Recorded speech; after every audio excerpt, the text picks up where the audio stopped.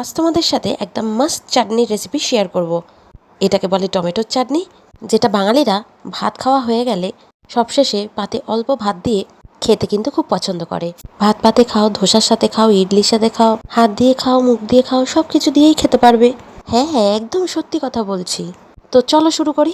প্রথমে 5টা টমেটোকে ভালো করে ধুয়ে পরিষ্কার করে কেটে নিয়েছি। কড়াইতে অল্প রিফাইন তেল দিয়ে তার মধ্যে ফোড়নে দিয়েছি 5 ফোড়ন আর একটা শুকনো লঙ্কাকে ফাটিয়ে সুন্দর গন্ধ বেরিয়ে গেলেই টুকরা টুকরা টমেটো দিয়ে দেবো।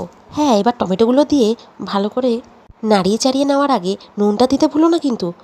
হাফ চামচ হলুদ গুঁড়ো দিয়ে ভালো করে ব্যাস 2 মিনিট ভালো করে ভেজে নেওয়ার পরে ঢাকা দিয়ে টমেটোটাকে একদম নরম করে ফেলতে হবে। 5 থেকে 6 মিনিট ঢাকা দিয়ে রান্না করতেই ব্যাস টমেটো নরম। 1 কাপ চিনি দিয়ে দিয়েছি, ভালো করে নাড়িয়ে চাড়িয়ে একদম ক্যারামেলাইজড হয়ে গেছে।